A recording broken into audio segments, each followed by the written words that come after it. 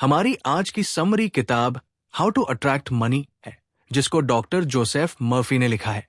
Doctor Murphy का मानना है कि हर इंसान इस धरती पर बढ़ने और मानसिक, आध्यात्मिक, स्पिरिचुअली या भौतिकवादी, मटेरियलिस्टिक तरीके से बढ़ने के लिए आया है। एक अबंडेंस से भरी जिंदगी जीने के लिए जितनी वेल्थ जरूरी है उतनी वेल्थ हम सब डिजर्व करते हैं। इस किताब में हम सीखेंगे कि कैसे पैसा को अपना दोस्त बनाया जा सकता है, वेल्थ को कैसे डेवलप किया जा सकता है, अपनी एबिलिटीज में अपने विश्वास को कैसे बढ़ाया जा सकता है और हमेशा वो कैसे पाया जा सकता है जो कभी खत्म ना हो। हमारी अमीर बनने की इच्छा एक खुश और अद्भुत जिंदगी जीने की इच्छा है, इसलिए अपने पैसों की सोच को बदलते हैं और फाइनेंशियल सक्सेस या प्रॉस्पेरिटी का मंत्र जाने के लिए ये सारांश अंत तक जरूर पढ़ें। आमिर बनने का आपका अधिकार। अमीर बनाना हमारा अधिकार है। हम सब इस धरती पर एक भरपूर जिंदगी जीने, खुश रहने और आजाद रहने के लिए आए हैं। एक खुशहाल जिंदगी जीने लायक पैसा हम सबके पास होना ही चाहिए। हम सबको लक्जरी या ब्यूटीफुल जिंदगी जीने का पूरा हक है। लोगों के पास पैसा ना होने का सबसे बड़ा करना है, वो पैसे को खराब मांगते हैं। उनका मानना है कि पैसा ही सारी बुराइयों की जड़ है। एक और कारण है लोगों के पैसा न कमाने का, क्योंकि उनको गरीबी अच्छी लगती है और उनकी ऐसी सोच का कारण उनका ऐसा पालन पोषण और अंधविश्वास हो सकता है। लेकिन गरीबी में कोई अच्छी बात नहीं है। बाकी बीमारियों की तरह ये भी एक दिमागी बीमारी ही है। अगर आप फिजिकली बीमार होते हैं तो आपको लगता है आपके साथ कुछ दिक्कत है या आप अपनी स्थिति सुधारने के लिए आप कुछ न कुछ करते हो। वही तरीके से अगर आपकी जिंदगी में पैसा भी लगातार नहीं आता तो आपके साथ कुछ दिक्कत है जो आपको बदलने की जरूरत है। हम सब सफल होने, जीतने या सभी परेशानियों से लड़ने के लिए पैदा हुए हैं। अगर आपकी जिंदगी में आर्थिक रूप से कमी है तो आपको उसके लिए कुछ करना चाहिए। सबसे पहले पैसे से जुड़े जितने भी अंधविश्वास या कहानियां हैं उससे खुद से दूर कर लें। पैसे को खराब या अपना दुश्मन न समझें, क्योंकि अगर आप ऐसा करोगे तो आप खुद ही पैसे को खुद से दूर कर रहे हो। कुछ लोग कहते हैं कि पैसे के लिए मर्डर हो जाते हैं, पैसे के लिए चोरियां होती हैं या पैसा हजारों क्राइम्स का कारण है, लेकिन फिर भी ये सब पैसे को खराब नहीं बनाते। इसके कुछ उदाहरण देखते हैं।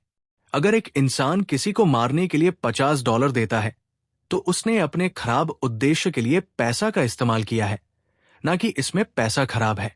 उसी तरह वो बिजली या पानी का इस्तेमाल कर सकता है किसी को मारने के लिए, लेकिन इसमें बिजली या पानी खराब नहीं है। इसी तरह अगर आपके हाथ में सुई चुभ जाती है तो उसमें सुई की गलती नहीं है। हमें ये पता होना चाहिए कि जिन चीजों का इस्तेमाल क्राइम्स में होता है उसमें चीजों का कोई दोष नहीं होता। हमें उन चीजों को कैसे इस्तेमाल करते हैं वो तय करते हैं कि ये हमारे लिए आशीर्वाद होगा या वो हमको नुकसान पहुंचाएंगे। सब कुछ छोड़कर सिर्फ पैसे से प्यार आपको जरूर असंतुलित जीवन दे सकता है। कुछ लोगों को सिर्फ पावर चाहिए और कुछ लोगों को सिर्फ पैसा। अगर आपका दिल सिर्फ पैसे पर आ गया है और बाकी कुछ आपके लिए मैटर नहीं करता तो आपको शायद पैसा तो मिल जाएगा, लेकिन बैलेंस लाइफ नहीं मिलेगी। अगर आप अपना सारा समय और एफर्ट सिर्फ एक्सटर्नल चीज या पैसा पाने में ही लगाएंगे तो आपके पास मन की शांति, प्यार, खुशी और परफेक्ट हेल्थ की कमी रह जाएगी। सिर्फ पैसे का प्यार लाइफ में फ्रस्ट्रेशन देता है, निराशा देता है, या यहां इस केस में इसको सारी मुसीबतों की जड़ कहा जा सकता है।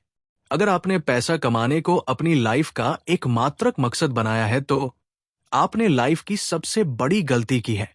आपको ऐसा लगता है कि आपको लाइफ में बस पैसा ही चाहिए, लेकिन अपने बहुत सारे प्रयास के बाद आपको एहसास करते हैं कि आपको सिर्फ पैसा नहीं चाहिए, आपको वास्तव में मन की शांति या प्रचुरता चाहिए।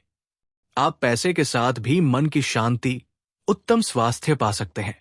धन भगवान की सुंदरता एवं प्रचुरता का प्रतीक है और इसको इस्तेमाल ऐसे किया जाना चाहिए कि इसका आशीर्वाद हमारे ऊपर हमेशा बना रहे। ये राष्ट्र की इकोनॉमिक हेल्थ का भी सिंबल है। जब बॉडी में हमारा ब्लड सही मात्रा में होता है तो हम हेल्दी होते हैं। ऐसे ही जब पैसा भी हमारी लाइफ में सही मात्रा में होती है तो हम इकोनॉमिकली हेल्दी होते हैं। धनवान होना भी सचेत होने की ही एक दशा है। वैज्ञानिक लोग पैसा या दौलत को समुद्र की लहरों से तुलना करते हैं, जिसका मतलब है वो जाती है लेकिन लौट के भी जरूर आती है। लहरें कभी नहीं रुकी, वही ऐसे ही धन भी नहीं। अगर हम भगवान पर भरोसा बनाए रखें, अगर हम अपने अवचेतन मन को हमेशा धन की आपूर्ति देने के लिए प्रभावित करना चाहते हैं, तो एक तरीका अपना जा सकता है, और वो है सबसे पहले अपने मन को शांत करें। आराम करो। ऐसी स्थिति में जाए जहां आप आधी नींद में हो या सोने वाले हो, और फिर शांति से खुद से पूछें, हमारे विचार कहां से आते हैं? धन कहां से आती है? हमें दिमाग कहां से मिलता है? इन सवालों के जवाब में आपको एक ही स्रोत के बारे में पता चलेगा, या वो है आध्यात्मिक शक्ति। आप समझ जाओगे कि धन सिर्फ दिमाग की एक दशा यानी अवस्था है। एक वाक्यांश को धीरे धीरे 4 से 5 बार दिन में रिपीट करें।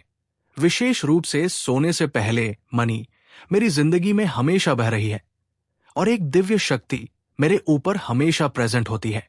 अगर आप इसे रोज दोहराएंगे तो पैसे का आइडिया आपके दिमाग में अंदर तक उतर जाएगा और आप वेल्थ कॉन्शियस बन जाएंगे। इसका दोहराव बस यांत्रिक रूप से दोहराने से कुछ नहीं होगा। आपको इसको बोलते हुए महसूस करना होगा, दिमागी स्तर पर स्वीकार करना। जो लोग आर्थिक रूप से कमजोर होते हैं, उनको शुरू में ऐसे बयानों से कुछ मदद नहीं मिलती, जैसी कि मैं स्वस्थ हूं, मैं समृद्ध हूं, मैं सफल हूं। स्टेटमेंट्स कंडीशंस को और ज्यादा खराब कर देते हैं। इसका कारण है कि सबकॉन्शियस माइंड सिर्फ वो ही स्वीकार करता है जो आइडिया और फीलिंग डोमिनेंट यानी दिमाग में हवा होती है। जब वो बोलते हैं कि मैं समृद्ध हूं, तो उनके अंदर कमी यानी अनुभव की भावना ज्यादा मजबूत होती है, न कि समृद्ध होने की। इसलिए वो खुद से बात करते हैं कि मैं समृद्ध नहीं हूं, मैं तो गरीब हूं। कमी की भावना इतनी मजबूत होने से पुष्टि भी कमी को ही बढ़ावा देती है। इसको दूर करने के लिए बिगिनर्स को वो अफर्म करना चाहिए जो कॉन्शियस या सबकॉन्शियस माइंड एक्सेप्ट या सहमत करे। उसके बाद दिमाग में कोई विरोधाभास नहीं होगा। हमारा अवचेतन मन हमारी भावनाओं, हमारे विश्वासों और दृढ़ विश्वास को जैसा है वैसा स्वीकार कर लेगा। हम अपने अवचेतन मन को इस बात की पुष्टि करता है कि मैं व्यस्त रख सकता हूं, जैसे मैं हर रोज समृद्ध हो रहा हूं, मेरी दौलत या ज्ञान साथ में बढ़ रही है, मैं फाइनेंशियली आगे बढ़ रहा हूं। इस तरह की पुष्टि मन में संघर्ष पैदा नहीं करेगा। उदाहरण के लिए, अगर किसी सेल्समैन के पास सिर्फ 10 सेंट्स हैं, तो वो आसने से मान सकते हैं कि उसके पास अगले दिन ज्यादा आ सकते हैं। उसके दिमाग में ऐसा कुछ नहीं आता कि वो अगले दिन भी पैसा नहीं काम सकता। वो ऐसे बयानों में उपयोग कर सकता है, मेरी बिक्री हर दिन बढ़ रही है। उसका ये बयान मानसिक रूप से स्वीकार्य होगा, जो उसे वो परिणाम देगा जो वो चाहता है, लेकिन तब भी सच होगा जब वो सोचेगा, बोलेगा या उसे अनुभव करेगा कि भगवान के पास धन की कोई कमी नहीं है।